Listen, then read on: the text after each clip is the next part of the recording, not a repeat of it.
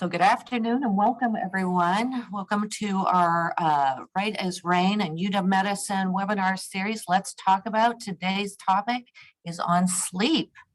Thank you everyone for registering and jumping on. We're going to give this about 2 minutes as our participants jump on the line. I will introduce our expert who will be giving our program today, Dr. Watson. So again, let's give this a few minutes before we start our program.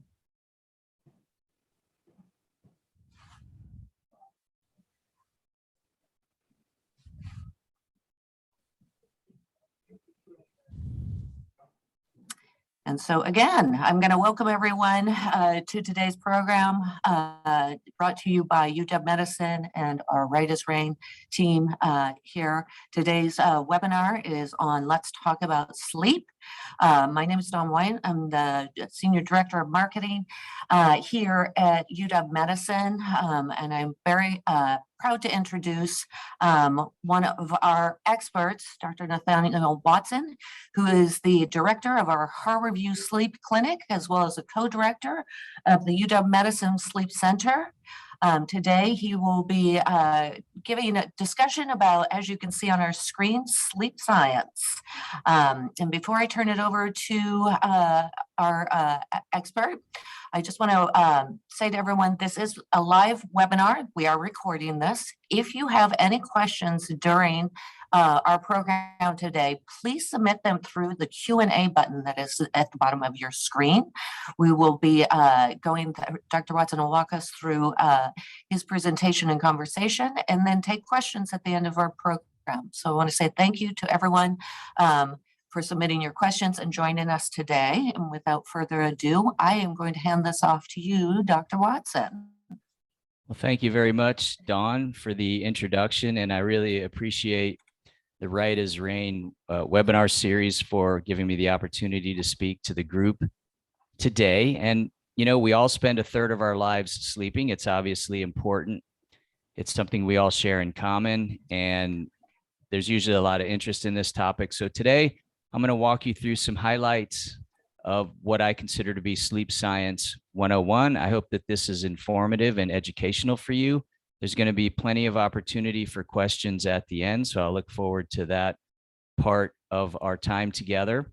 But let's go ahead and get started here. So I always like to start at here, where, you know, what does healthy sleep require? And it's kind of simple, but there's a few elements that we all have to think about if we want to have optimized sleep. So number one would be adequate duration, and I'll talk more about that later this afternoon. But there's certainly an amount of sleep below which it's problematic. Regularity is important, and that's really a sleep hygiene tenet to help you have good, healthy sleep. Timing is important. Really what I'm talking about here is sleep occurring at night and not necessarily during the day. And those are two different types of sleep that you would get. It needs to be of good quality. That's something that's hard to pin down. Exactly what is good quality sleep? It's very subjective. It can vary from one person to another, what they consider to be high quality sleep. But nonetheless, we'll talk a little bit here in a bit about the way that we measure sleep objectively and how that can be an indicator of whether or not sleep is of good quality. And then lastly, the absence of sleep disorders, or if they're present, they need to be managed and treated in order to allow a person to have the healthy sleep that they need to function optimally. So those are your 5 tenets, and you can keep these things in mind even for yourself. And as I go through this, when you're considering your own sleep and how do I make it as good as possible, you want to consider these factors. So I always like to start here. Oops, go back one. So this is a really interesting study a number of years ago from Alan Rechthoffen's lab that did what was called the disc over water method. So this disc that these two rats are on right now, imagine it's in a big barrel of water. Now you can see that there is a a little black line that goes down to a little box that's on top of their head. And so both of these rats were having their EEG, or their electroencephalogram, measured. So that's basically the electrical activity of the brain. And when we look at that, that is how we can tell whether someone's asleep or not. And if they're asleep, what stage of sleep that they're in. So each rat was being monitored. However, only one rat was yoked to this device such that the minute that they began, or really the second that they began to fall asleep, the disc would rotate and it would knock both rats off into the water, who would then have to swim around to find the platform again and crawl back up to avoid drowning. Okay, so you had one rat that was completely and totally sleep deprived, and you had another rat that was partially sleep deprived. So in other words, they may or may not have been asleep when they were knocked off into the water. The first rat, every time they went to sleep, they were knocked off into the water. So really 100% sleep deprivation in one, let's say 50% roughly in the other. Both rats had difficulty, as you might imagine, but it was more severe for the total sleep deprived rat, where they, despite eating more food, they were losing weight. Their plasma thyroxine levels were out of whack. They were losing hair. And ultimately, after about 3 weeks, that rat died. The other rat that had partial sleep deprivation had many of these same effects, but when the experiment was wrapped up after 3 weeks, that rat was able to recover. Why do I go through this? Because I want to let you know that it appears here, based on this study, that sleep is necessary for life. If somebody comes to me in my clinic and they say, I never sleep, I'm skeptical because of this particular experiment.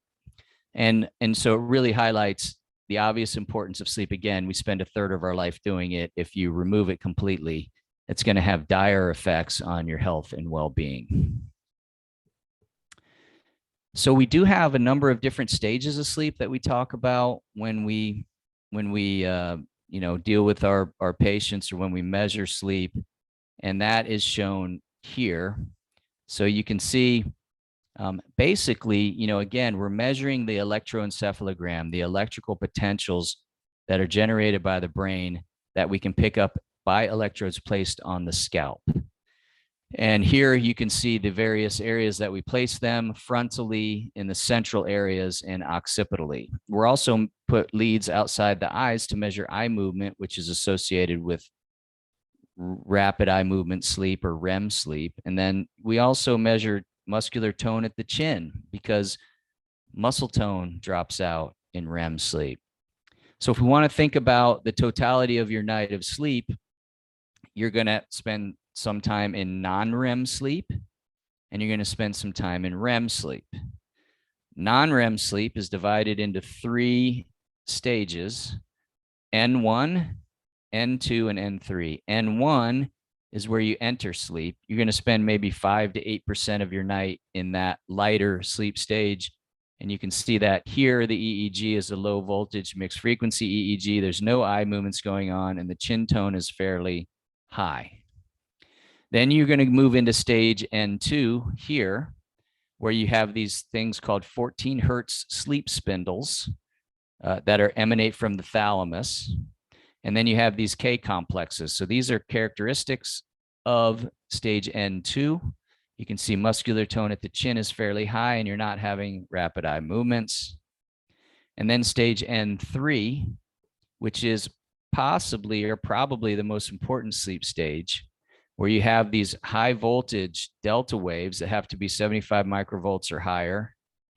So just like these big booming slow waves that you can see across here. Again, chin tone is fairly high, and you're not seeing these rapid eye movements that we expect to see in REM sleep, which is shown here. And here you can appreciate for the EEG, you see some what are called sawtooth waves. It looks like a sawtooth in here. Now you're seeing these rapid eye movements back and forth here because there's a polarity across the eyes so that we're picking that up when the eyes are looking to the left and to the right. And then chin tone drops out. Okay, see that down here compared to chin tone across the way here in non-REM sleep? And that's important because our skeletal muscles are paralyzed in REM sleep so that we don't act out our dreams and harm ourselves or our bed partners. And there's actually a sleep disorder called REM sleep behavior disorder where that paralysis doesn't happen. And as a result, people can injure themselves or their bed partners. So non-REM is going to make up, 3/4 to 80% of your night, REM 20 to 25%, stage N1 5 to 8%, stage N2 like 50 to 60%, stage N3 20-ish%, and stage REM, as I said, 20 to 25%. That can vary from night to night. It varies depending on a lot of factors, gender, age, medications that you may be taking. And then there's just natural variability in that. So those are the stages of sleep that we think about when we're objectifying the sleep of an individual at night. There's also something that we use called the hypnogram, and that is shown here. So what you can see is that we have the sleep stage on the y-axis. So MT is movement time. You have wake, REM sleep, N1, N2, and N3. At the top, and then on the x-axis, we have time of day, okay? At the top, we have somebody with a healthy hypnogram, and at the bottom, we have the hypnogram of somebody with a sleep disease called narcolepsy. What I want you to appreciate is that there is a kind of an ultradian rhythm to the way that we proceed through sleep throughout the course of the night. So you can see in the start of the night, again, you kind of go down, wake, N1, N2, N3, and then you might cycle up. Sometimes you'd have some REM here, maybe not, and then come back here, have some REM, and so on. What I want you to appreciate is that the N3 sleep is front loaded into your night, and the REM sleep is back loaded into your night. This is why we think N3 is so important. If you're sleep deprived, your body wants to get that back first. And even if you're not sleep deprived, when you go to sleep at night, your body pursues N3 sleep most vigorously right off the bat. Okay. Yeah. All right. There are a few arousals in here. Look at that. 4. All right. Sometimes the individual might be fully aware that they woke up. They might go to the bathroom. They might roll over in bed. That's important because, healthy sleep is not sleeping beauty type stuff. Everybody wakes up a few times during the night. That is not a problem. Okay. Yeah, it's a problem if you can't go back to sleep, but it's not a problem, otherwise. So want to put that to rest. Sometimes people have the expectations about what their sleep should be that are unrealistic, and that gets us into trouble. On the bottom here, you can see in this patient with REM, lots of movement time or awakenings throughout the course of the night, and then abrupt periods of sleep occurring during the day. And so in narcolepsy, you think, oh, it's a disease of sleepiness, but really sleep disturbance at night is a big part of it as well. So instead of getting a really good, solid, consolidated chunk of sleep just at night, they have difficulty sleeping at night and they have difficulty staying awake during the day. When we think about sleep and wake, we talk about what's called a 2-process model in sleep. And so we have process C, which I'm going to talk about now, which is your circadian rhythms. Okay. The internal pacemaker or body clock is located here in the suprachiasmatic nucleus in the center of your brain around the hypothalamus. And what happens when you're awake during the day is that light comes into your eyes. It's picked up by specialized melanopsin containing cells in your retina that sends a signal back to the suprachiasmatic nucleus, which then sends a signal that has multiple synapses. It actually goes down into the spinal cord and brainstem, and then comes back up, and it suppresses melatonin secretion from your pineal gland. That's what's happening right now. Okay. When it gets dark out, light's no longer available. That signal is not sent back to the SCN. The signal suppressing melatonin secretion in your pineal gland is not sent. Melatonin is secreted. Melatonin, in turn, goes back to inhibit the circadian alerting signal. It allows you to fall asleep. All right. So the other important thing to appreciate here is this notion of Zeitgebers. This is a German term for time giver. These are all the things that occur during the day that let your body know whether you're supposed to be awake or asleep, or whether or not sleep is imminent. And people with healthy sleep have some predictability in their lives. And people that have a lot of unpredictability in these factors can develop problems. So healthy sleep, again, it's not, in some people it just happens, but other people, you have to set up the right circumstances to have healthy sleep. Healthy sleep is something that happens given the right circumstances. It's not something that you do. So how do you set up the circumstances? Regular meal timing, consistency in schedule, when your social interactions are happening, when you're exercising, just having a regular bedtime routine at night. All those things are signals to your body. What's next? Is this a period of time when I'm awake and alert? Is this a period of time when sleep is imminent? There's also the process S, which is shown here at the top. And process S is just simply the concept that the longer we stay awake, the greater our drive to fall asleep. Okay, no big surprise there. It's probably the buildup of the purine nucleoside called adenosine. And I'll talk about that a little bit later. But you have here, then, if we talk about time here on the x-axis across the day, we have the circadian alerting signal here, and the arrows are representing the strength of the alerting signal. You have the homeostatic drive. The arrows are representing the strength of the homeostatic drive. And what I want you to appreciate is that these two things are building in concert together during the day. So as your homeostatic drive builds while you're awake during the day, your circadian alerting signal also builds to keep you awake in the face of that high homeostatic drive to fall asleep until it gets dark out. The pineal gland is released to allow it to secrete melatonin. Melatonin inhibits the suprachiasmatic nucleus. It inhibits process C. And then you have a big homeostatic drive to sleep in the face of a tailing off alerting signal. And that's what allows you to fall asleep within a fairly reasonable amount of time. Okay. And that's just shown here with this little line. Then as you're sleeping at night, of course, you're dissipating the homeostatic drive. That's getting less because you're sleeping, and your circadian alerting signal is also reducing to allow you to stay asleep. Then in the morning, as it gets light out, and after you reach your temperature nadir, process C starts growing again in the face of a low process S, and you wake up, presumably rested and refreshed.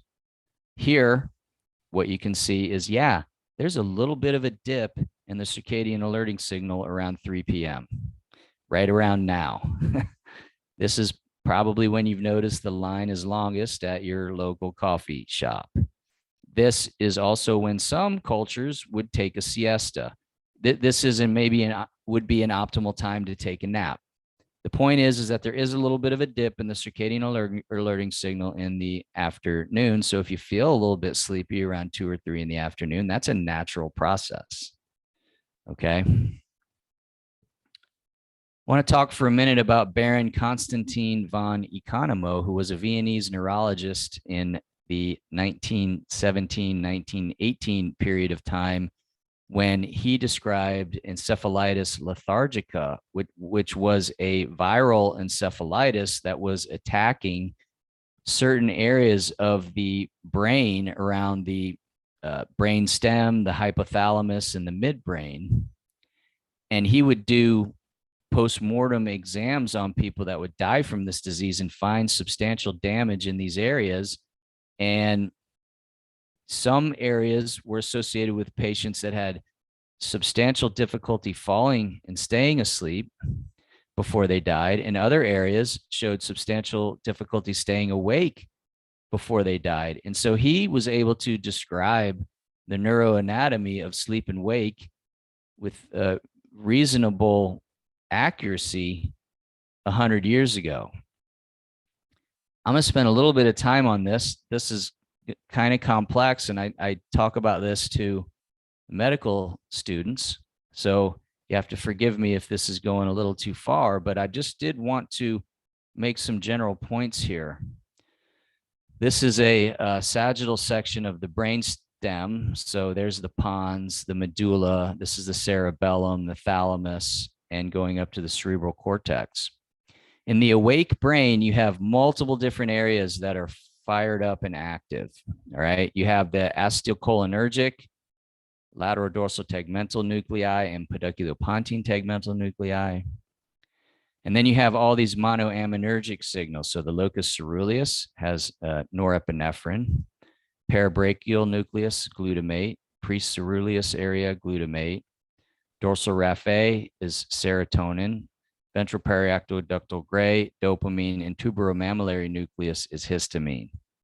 These are all neurotransmitters that work during the day to keep you awake.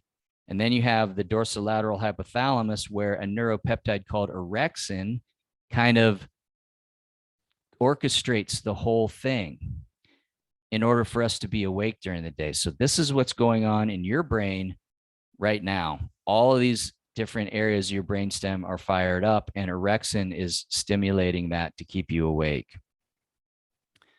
When you go to sleep, what happens is these areas come online: the ventrolateral preoptic nucleus and the median preoptic nucleus.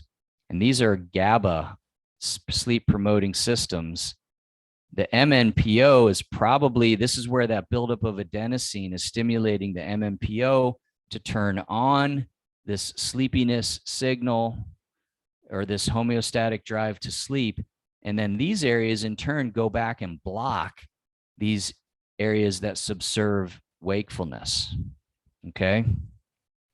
So what we have is this mutual kind of inhibition of these two systems, the VLPO and MMPO that want to put you to sleep, and then these cholinergic and monoaminergic systems that want to have you be awake, and they're mutually inhibitory. And so that's what I want to show here. This brings it all together. We talked about the circadian alerting signal. It's turned on. If we look at this teeter-totter between sleep and wake, you have all those areas of your brainstem that are turned on, and then orexin is like a finger on the light switch, keeping you in this wakefulness state. And these areas are blocking the areas of your brain that want to put you to sleep. Okay. Then when that homeostatic sleep drive builds up during the course of the day to the point where it overcomes the circadian alerting signal that's dropping off when it's dark out, these sleep promoting areas come online, and they block not only all these monoamines in your brainstem, but also orexin, which is typically stimulating wakefulness, and it allows you to fall asleep. The reason this is important is because this is how we're able to fall asleep and wake up fairly quickly. There'd be no evolutionary advantage to having it take a long time to fall asleep or wake up, obviously. So the other point here is that narcolepsy, the disease that where you have sleep fragmentation and sleep spread out over 24 hours, and excessive sleepiness is a big part of it. A lot of people with narcolepsy lack orexin. It's an orexin deficient state. All right, so enough with the detailed neuroanatomy. Thanks for bearing with me on that. But I want to just talk about some other important issues that we're learning about. And one is this notion of the glymphatic system. So when we sleep at night, it appears that our brains contract just a little bit, and it opens up these areas for cerebrospinal fluid to bathe our brain at night. And this is called the glymphatic system. And what it's doing is basically flushing out a day's worth of byproducts of neurotransmission or your brain functioning. So you can see here in red, that's metabolic waste. In yellow is beta amyloid, which when that builds up, that can cause dementias like Alzheimer's disease. Neurons, the nerve cells are in green, and astrocytes, which are in your brain as well, are in purple. So when it's functioning, this is flushing these things out of your brain. But when it doesn't function very well, such as in Alzheimer's disease, you get a buildup of beta amyloid that can become problematic. So, this can dysfunction. This can function improperly in traumatic brain injuries or stroke or neurodegenerative disorders like Alzheimer's disease.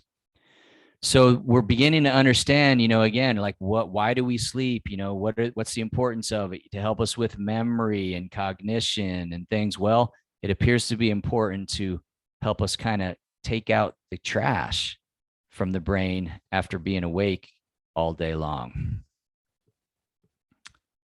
Talked earlier about the 5 components that define healthy sleep. I want to focus a little bit here on how much sleep do we need? It's a question I get asked all the time. And there's really 2 ways that people can think about it.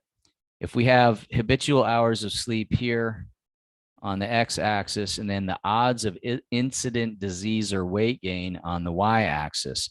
And there's some people who think that this is a linear relationship in the sense that less sleep increases risk of disease or weight gain, and more sleep is better. Okay. There's other people, you probably hear people talk a lot about, 7 to 9 hours of sleep, like they put an upper end at it. And that's this optimal dose or U-shaped relationship that you hear a lot about. The simple fact of the matter is that if you look at epidemiologic studies and basic science research in animal models of sleep deprivation, you can prove over and over again that short sleep is bad for you from a cardiovascular health standpoint, metabolic health, your immune system, your mental health, cancer risk, the list goes on. Your ability to think clearly, all of those things are shown to be impacted by shortened sleep. For longer sleep, there really are no animal model studies showing like, hey, let's just let these rats sleep as much as they want and then measure some of these outcomes and show that the providing a greater sleep opportunity in and of itself was problematic. The epidemiologic studies, which are pretty much all based on self-report of sleep duration, I think what happens is people that are reporting longer sleep durations are also unhealthier. So they're living a more sedentary lifestyle, and they're reporting longer sleep, which may or may not actually be the case. But regardless, the longer sleep itself is not the problem. It's the poor health that's causing them to be more sedentary, whether that's cardiovascular or metabolic diseases or whatever it is.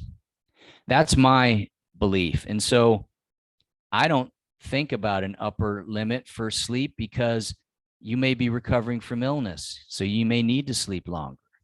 Younger people, children, need to sleep longer than adults. You may have had a period of time where you had to sleep deprive yourself, and so you have to extend your sleep because of that. So all of those things, to me, keep me from putting that upper limit. So the general public health recommendation is 7 or more hours of sleep. Of course, everybody has a different sleep need.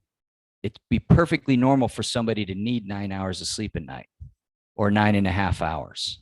I would, as long as they feel they wake up rested and refreshed and they feel alert and awake and they don't have any other problems, that's okay. Some 7 hours also fine. We make a general public health recommendation of 7 or more hours of sleep to support optimal health. Nobody sleeps every minute they're in bed. So to get 7 hours of sleep, you probably need to be in bed 7.5 to 8 hours. If you want to know how much sleep you need, next time you're on a 2-week vacation, listen to your body, go to bed when you feel tired, wake up spontaneously in the morning, do that for 2 or 3 weeks. And then whatever that sleep amount that you're getting nightly after the end of that, that's your sleep need. I mentioned the 7 or more hours here. I led a consensus conference a number of years ago to look into this question, and that's our general public health recommendation. And the reason that we did that was because we were working with the CDC at the time, and they said, if you can define for us what a healthy sleep amount is, we can do a lot of research with that. And so we provided the 7 or more hour recommendation.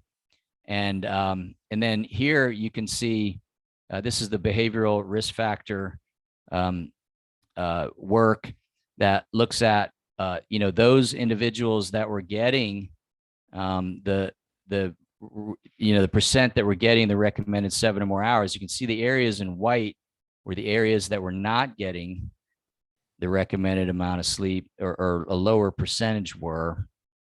And here, if you look at the prevalence of obesity, what do you see? I'm going to go back. If you look at the areas in white, they turn dark red. And that's where the higher prevalence of obesity is. You can do this for stroke. You can do this for a lot of diseases. And this is related to some research I did a few years back, looking in twins at a gene environment interaction between self-reported sleep duration and body mass index. And basically what we found was that here, if you look at sleep duration on the x-axis and then the proportion of variance in body mass index, when you do twin studies, you look at genetic factors, non-shared environment, and shared environment. But the important point here is you can see as sleep duration goes down, the proportion of variance in BMI goes up.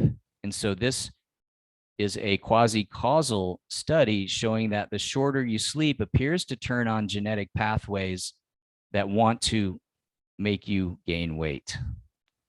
And this is consistent with a lot of epidemiology that's out there right now. So moving on here, I want to make a couple comments about consumer sleep technologies and artificial intelligence in sleep. First, with consumer sleep technologies, these are apps or devices or smartwatches that you all hear about or can purchase that can monitor your sleep. These devices are getting more accurate. I think that they're a reasonable approximation of your objectifying your sleep at night. And some of them provide advice engines or guidance to help you solve some of the sleep challenges that you may either report or identify by measuring your sleep over time longitudinally. And really, when I think about these consumer sleep technologies, there's two major advantages.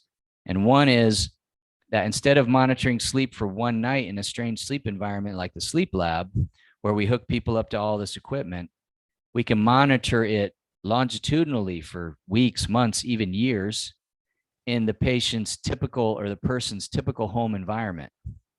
So we can gather a lot more information about their actual sleep life than we do currently. Artificial intelligence in sleep is transforming sleep medicine. One is the most practical way is the way that we score our sleep studies, which used to be scored by hand, but now there are machine learning algorithms that can be very accurate and can do this for us. But there's other things that we're learning through AI and sleep. And just getting back to consumer sleep technologies, I always like this description. The way we measure sleep right now is akin to looking for lost keys on this dark street. if we don't have a flashlight, we can only look for them under the street lamp. Well, consumer sleep technologies would be like putting a street lamp every 10 feet here. And all of a sudden now we can find our keys. All of a sudden now we can monitor sleep longitudinally in the typical environment and understand it better. From an artificial intelligence standpoint, one thing we have to understand is that we are collecting millions of data points in a sleep study. So we have the macro architecture, which I showed you earlier when I showed you the sleep stages, but there's also the micro architecture of sleep that is not apparent to the naked eye. And machine learning algorithms are really getting us to the point where we're getting to understand sleep better. And it's like this. This looks like a temperate rainforest, maybe on the Olympic Peninsula. But if you look more closely, you can see there's a panther here. There's an orangutan here. There's a jaguar over here. We have a tree sloth, an elephant. You know, these things are kind of hiding in the background. It might not be apparent. So that's what this ability for machine learning algorithms to look at sleep microarchitecture are doing for sleep medicine. And we're beginning to learn that just looking at the EEG without measuring breathing, effort, or airflow, or oximetry, or any of these other things, that we're able to ascertain whether or not sleep apnea is present and ascertain whether or not narcolepsy is present. So it looks like as these machine learning algorithms get better, we're going to be able to simplify the way that we diagnose sleep disorders. So in conclusion here, and then we'll open it up for questions, talked about the requirements for healthy sleep. So adequate duration, which is going to be, for a rough estimate, 7 or more hours. Good quality. It needs to be regular and occur at night and devoid of sleep disorders, or if they're present, they need to be treated.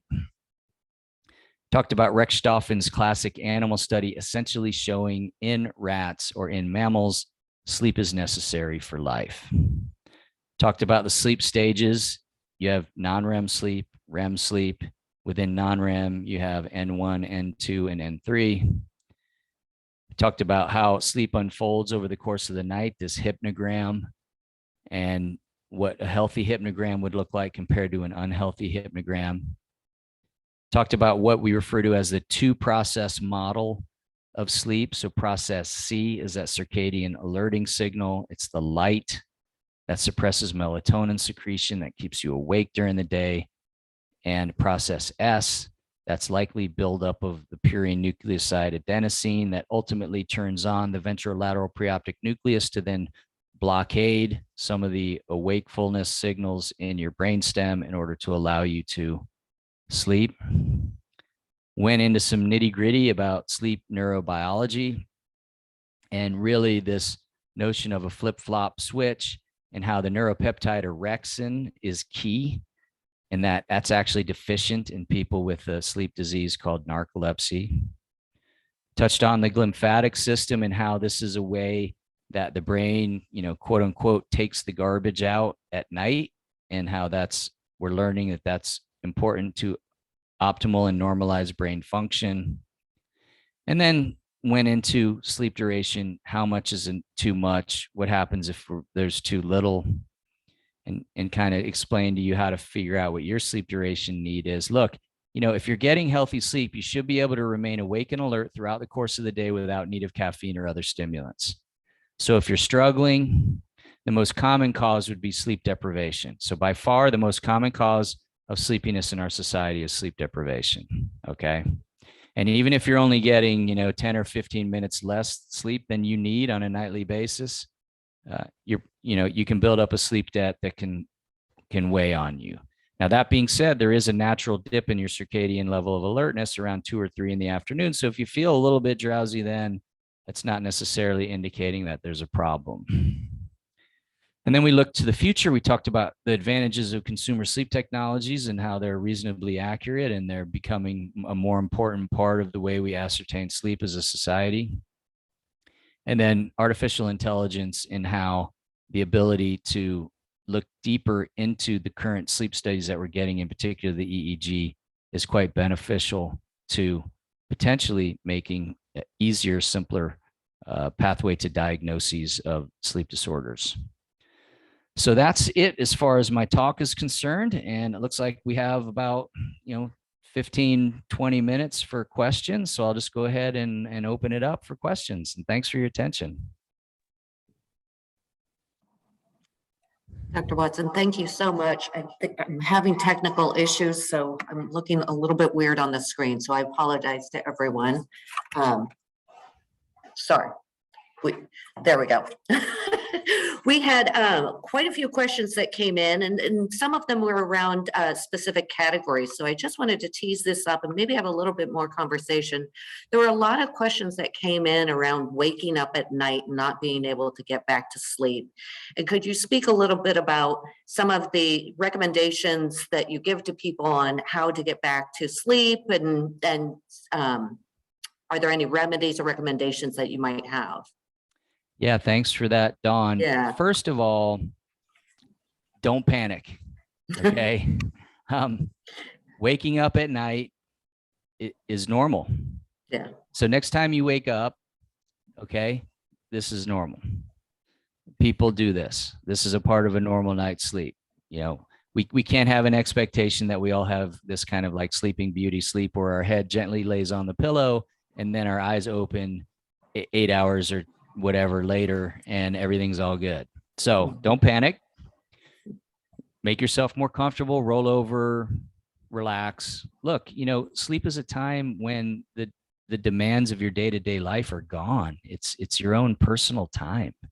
It's a time to relax and enjoy the comfort of your bed and the solitude. So think of it in those terms. And it might take a little while to fall back asleep. As I mentioned, sleep efficiency is the percentage of time that you're in bed trying to sleep that you're actually asleep. And normal's, 85% or higher. So you could be awake 15% of the night that you're in bed and it's still normal. So don't think, oh my goodness, I've been awake for a little bit. This is a big problem. It's not a big problem. Okay. Couple of other things. Don't look at the clock when you wake up because nothing good comes from that. Because you're either thinking, oh my gosh, yeah, I just got into bed. I thought I slept longer than that. I've got a long night ahead of me. Or, oh, I'm going to have to wake up in an hour or two. What do I have to do tomorrow? And you start making a list in your head, and that kind of thinking, doesn't produce sleep. Really, what you want to do is maybe think about something that's amusing to you, but not really important. That's what I do. So I might start thinking about, Seattle Mariners statistics or something, or how they played or whatever. So think about something amusing, but not really important. That can help you fall back asleep. If you're in bed and it's been a while, right? What is a while? Again, we don't want you looking at the clock, but if it's been 20, 30 minutes, you think, then it's probably a good idea to get up, go to another area of your dwelling. Don't turn a bunch of lights on or anything, and go do something that would a sleep promoting activity, whatever that might be for you. Maybe it's listening to some calming music. Maybe it's, under low light, reading something that's not particularly compelling. And then as you get drowsy again, go back to sleep. And that's, basically what we call stimulus control. Basically, we don't want you associating the bed with not sleeping. So yeah, if you're there and it's been a while, then yeah, get up, go to another area of your house. As you get drowsy again, go back to bed. You can repeat that as many times as you need to. The other thing is everybody has a bad night of sleep every now and then. That's just part of being human. So also try not to catastrophize around that if that happens. If it has, I'm sure it's happened to all of us. We all functioned the next day. The world didn't end. So really try to keep things in perspective, I think, is another important component. But those are a few of the recommendations. If you remember anything, it's don't look at the clock when you wake up. Thank you for that solid advice. I appreciate that. There were a lot of questions that came in around medication and sleep aids. There were questions on what OTC medications should you avoid? Are you really sleeping when you're taking sleep aids, or THC? Can you talk a little bit about that, about sleep aids, and does that impact, the deepness or intensity of your sleep? Yeah, I mean, I think that if you're having difficulty with sleep, there can be a lot of reasons for that. So if it's a persistent problem, obviously you want to discuss that with your doctor. And because we want to make sure that we're not treating a symptom, that we're not getting at the root cause of the symptom. So we're kind of the problem, like we're treating one symptom of it, we're not getting at the root cause. For instance, problem breathing at night, obstructive sleep apnea, which affects 30 million Americans, the vast majority of which are undiagnosed and untreated, is a common cause for insomnia and sleepiness. And so if all we're doing, is taking an over-the-counter remedy to try to help you fall asleep, well, that's not treating the sleep apnea, which we know can be associated with cardiovascular diseases and other problems. So I think you want to think about that. It's hard to make broad comments about sleeping pills and what effect does that have on sleep architecture, because they're all going to be perhaps a little bit different. What I would encourage you to do is when you talk to your doctor, have them follow evidence-based guidelines for the treatment of these problems. And, these over-the-counter remedies, there's not a ton of evidence about their efficacy, even though, those of us that have taken them understand that they do cause drowsiness and things like that. But the problem with over-the-counter remedies is they also can have what's called half-life, so they can linger around the next day. So although they may have allowed you to sleep the night before, they're not necessarily improving your daytime performance the following day. And we know that people with insomnia, it's a problem of both nights and days. And so we need the day part to improve as well. As far as, cannabis products, I think that, there's pharmaceutical companies are looking into aspects of cannabis to see if there's a potential insomnia drug or maybe even a sleep apnea treatment in there. So we're just going to have to see what they come up with. There's not a lot of research in that area to support it one way or the other, or really to understand what impacts that might have on your sleep architecture. Some of the approved medications that are out there now for insomnia don't really change your sleep architecture. And in particular, there's a newer class of drugs called dual orexin receptor antagonists. Okay. So remember when I was talking about orexin and I said that's the stimulating neuropeptide in your brain? These medications block that. And so instead of being like these traditional sedative hypnotics that kind of dull your brain down to allow you to fall asleep, these medications actually block the wakefulness signal. So it's a whole new mechanism of action. And so, you may want to have discussions with your doctors about some of these newer medications that are available on the market if you're having that problem. Wonderful. There were also some questions, and maybe you could speak to this. You've addressed this somewhat, just the roles of hydration and routine and things like that on sleep. Can you speak a little bit to that as far as an exercise and things like that? I mean, these are kind of healthy hygiene things, but maybe you could talk a little bit more around that. Any recommendations? Right. Yeah. I mentioned earlier, I view it as sleep is something that happens given the right circumstances. It's not something that you do. And so what are these circumstances? And I mean, certainly exercise helps not only with mental health, but also sleep. So having a regular exercise program is important. The only thing is that sometimes if you do it right before bed, it can be activating. So in some people that can contribute to some sleep difficulties. So it's usually better not to do it immediately before bed, although, some people might be able to do that and sleep just fine. Staying hydrated is an important part of health and well-being, it's probably best not to drink a bunch of water right before going to bed for obvious reasons, because then you're going to increase what we call nocturia, or needing to go to the bathroom in the middle of the night. And that can be a sleep disrupting factor. Not everybody's the same. Some people can live a more chaotic life and still sleep okay, but some people can't. And so I think one thing is that with our circadian rhythms, it's important that we provide a signal to our body that sleep is imminent. And so that's why, we always talk about having a consistent bedtime and a consistent bedtime routine, so that those are strong cues to the body that it's going to be falling asleep here within the next, 20, 30 minutes or so. And that can be whatever, it can be a lot of different things to different people. But if it's the same thing every night, then it's going to be helpful in that regard. So yeah, consistency in your life will only be beneficial to your sleep life. Thank you. Thank you. All right, here's one of the fun questions that we've gotten, which is, do we dream outside of the REM phase? I love the dream questions. Yeah, we do dream a little bit in other sleep stages. So it's, if we're dreaming, it doesn't definitively mean that we are in REM sleep.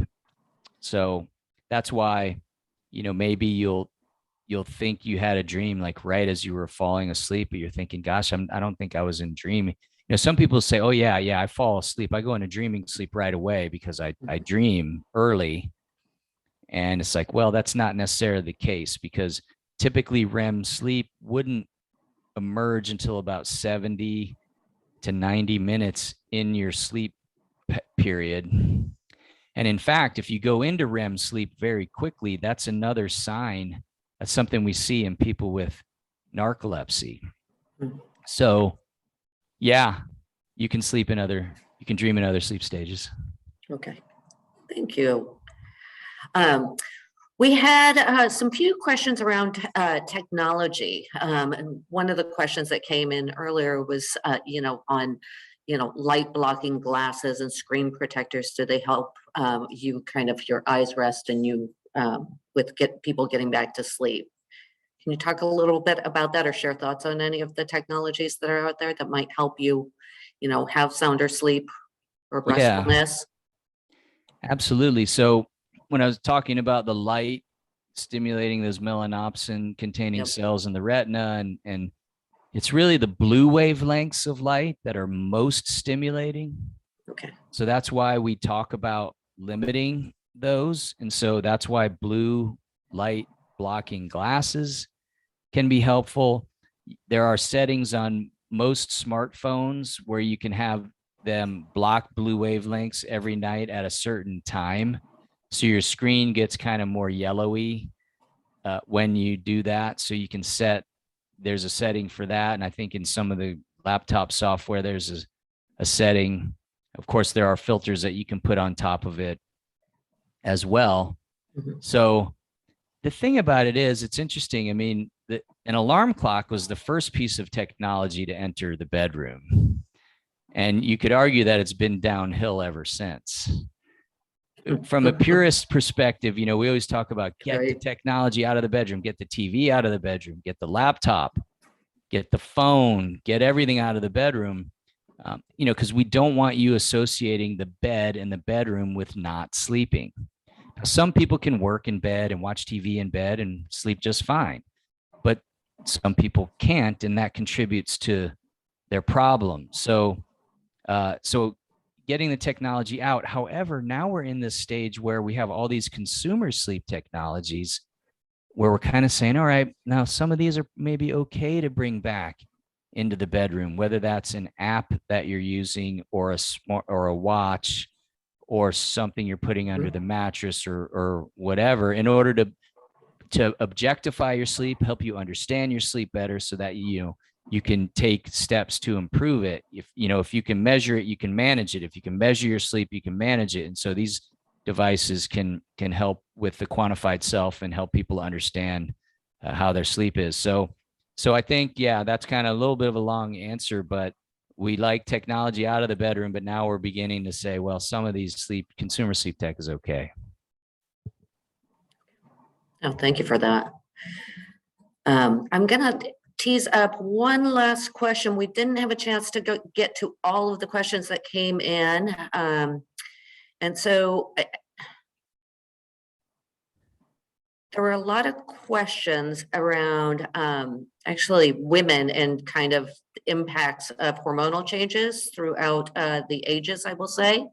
And are there any advice that you have for maturing people and the impacts that it has on sleep and your hormones? Yeah, it's interesting. I mean, we know when women go through menopause, actually their risk of sleep apnea goes up. So prior to that point, men have a higher risk for having breathing problems in their sleep. But again, when women go through menopause, they have a higher risk. So there's always a concern that sleep difficulty that arises in and around the time of menopause or afterwards could be emergent sleep disorder breathing. So you're going to want to discuss that with your doctor. In the past, hormone replacement therapy would be helpful, but of course, there's lots of reasons not to go on hormone replacement therapy as far as risk of other diseases. So we don't really recommend that. So really then we're left with optimizing your sleep hygiene and, in any way that you can. One thing that's worth noting is that actually to fall asleep, our bodies have to cool off. And although it's a little counterintuitive, taking a hot shower or bath right before bed can help because it can open up your blood vessels around your skin, and it makes your body more adept at dissipating heat so that your temperature can drop, which can help you fall asleep.